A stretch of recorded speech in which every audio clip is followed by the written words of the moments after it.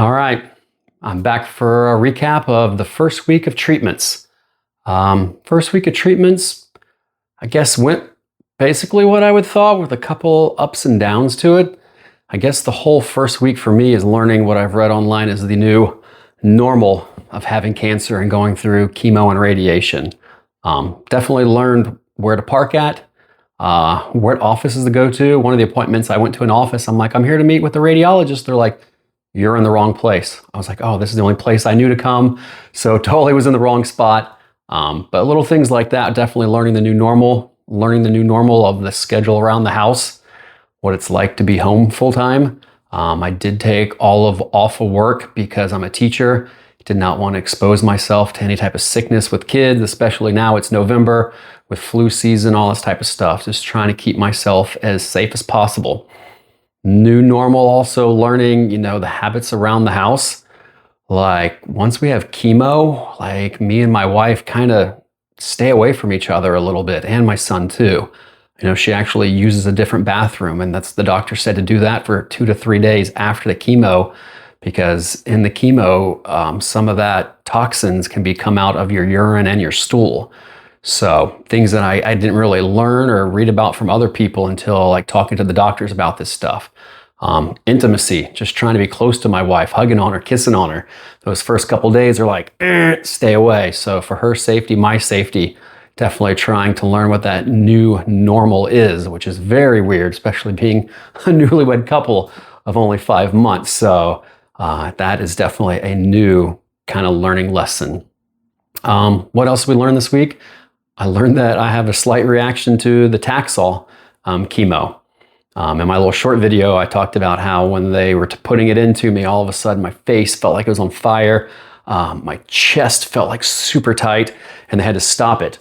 Apparently the pace they were putting it in was too much for my body to handle right away, so they kind of put it in like at a half dose for 15 minutes, and then my body was fine. So I'm really curious what's going to happen this next Wednesday when we go in. Are they going to start me slow on it?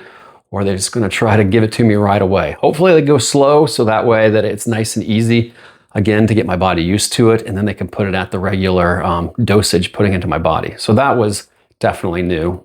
And then Thursday, when I talked to the radiologist, that was the big kicker in the face this week. Was he said that it had spread to one of my lymph nodes. It came back positive, which we didn't know because the MRI, the PET scan didn't show it, but the MRI simulation showed it, which was only a couple weeks ago. So that was the latest scan.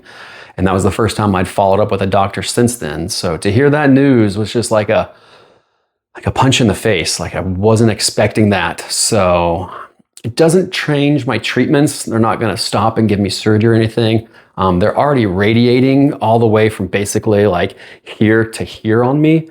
So they're hitting my lymph nodes. So the doctor says with the chemo and the radiation, we should be able to kill it off in that one lymph node, no problem. So that was just definitely a scary moment to hear that. And it kind of put the rest of my week off a little bit. Like I've been really super positive going into all this. And like I said, it just felt like a sucker punch kind of came out of nowhere. But yesterday was a good day. The weekends were really good because there's no going to the doctors. There's no therapy. So like Friday and Saturday and Sunday feels like a weekend. When they talk about going through chemotherapy and radiation and having cancer, it's like a full-time job, and I'm definitely learning it is. With the amount of time going down to the hospital and spending there, I definitely could not work during this time. So had to have the weekend off to watch some college football. Go Buckeyes.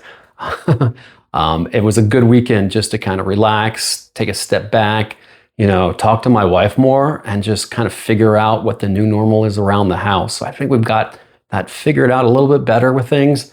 I made myself like a daily checklist, so I'm going to try to do that every day. I definitely put too many things on it, but some of the things are just simple, like, hey, go check the mail, go check my son's grades, do the different little things, simple things like make the bed at home, which I wake up and leave at 5, 6 in the morning to go to work normally. There's no time to do that. So little things like that I think will help me be more productive around the house. Doing these little videos have been like a nice little takeaway to do to hopefully share some information with people. Some of the information I also learned this week that I want to share is one of the things that A lot of people I've read online says feeding tubes are going to be put into you as soon as you do head or neck therapy, all that stuff. You're going to get a feeding tube. You won't be able to eat. I talked to the doctors at Moffitt and I was like, hey, both the oncologist and radiologist, what's the chances that I'm going to need a feeding tube? And they said 5 to 10%, which is like, praise God, whatever you guys tell me I'm going to do, because I want to stay in that 5 to 10% of not having to get that feeding tube. Some of the things they recommended was just, keeping my mouth clean all the time. So I do a daily wash with salt and baking soda. I know I've read other people take this Helos mouthwash that, it's like $80 for a bottle. So right now that seems to be working well. I also know a lot of these symptoms won't kick off until like the second or third week, but we want to be super proactive before it and just trying to do everything we can to help, with the mouth and all that type of stuff. The doctors also recommended this probiotic. So, and I'll put like the description, all these in the bottom. So it's a probiotic, a throat health, just a lozenge put in my mouth like 2 times a day to kind of suck on to help keep the mouth clean. They also just prescribed a toothpaste I'm going to go pick up tomorrow. I'm not sure exactly what that is, but it's supposed to help with just, not creating any type of infection in the mouth. I do weigh myself daily. In the first week, I haven't lost any weight, thank goodness. I've also been eating like 2,500 to 3,000 calories just because they say eat, because it will become harder later to do. So even the nurses, the radiologists, like, eat all you can now because it will become more difficult. So when my wife says eat, I eat. And so there's plenty of food in this house, so that is not being an issue right now. Other things I did notice, like the redness starting from the radiation. So it's basically like a sunburn. When I do take walks outside, I try to like put a big hat on, cover up as much as I can so to keep the sun off of me. They also prescribed this steroid cream. With that, I put it on like 2 to 3 times a day, let it sit in for like an hour, and then I put a different ointment on. They recommended Aquaphor, which this is something very similar. My wife had a client who went through something similar than I did and said this was the best thing for him, so we bought it right away. So I'll write that down in the link also, so that way you can check it out.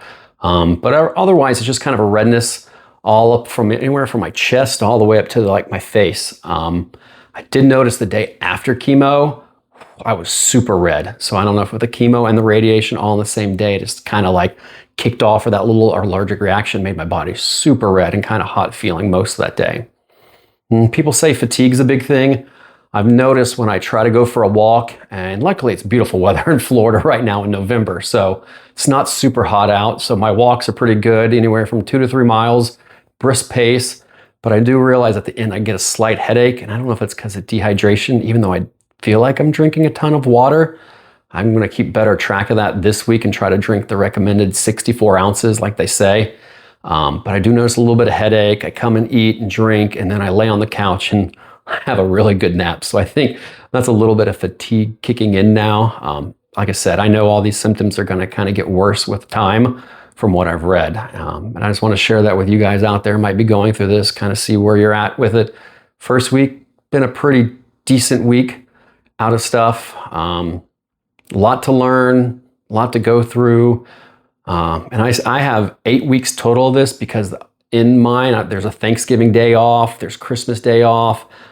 So usually people are getting 7 weeks with this. Mine has to be extended a little bit because of the holidays. So I go all the way to New Year's Eve doing all these treatments. So yeah, it's been a journey. Like I said, I felt a little down this week, but now I think my spirit's back. And I kind of read some good devotionals this week. One of the ones I want to share, just this Bible verse, is Romans 5:3-4. Not only so, but we also glory in our suffering.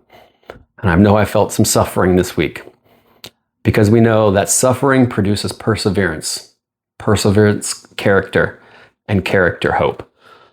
And I feel after this first week, I went through a lot of perseverance that's developing some character here. And that character is going to bring me a hope that I know we can get through this. Like I said, with friends, family, support from everybody. People text me all the time, dude, you got so many people praying for you. And I was like, thank you. Keep up those prayers. So I think this verse is a good one that produces that hope at the end. So I hope you guys have hope out there. If you don't know where your hope is, find it in Jesus. He makes things a lot easier to get through all of this. So take care, be well, and God bless.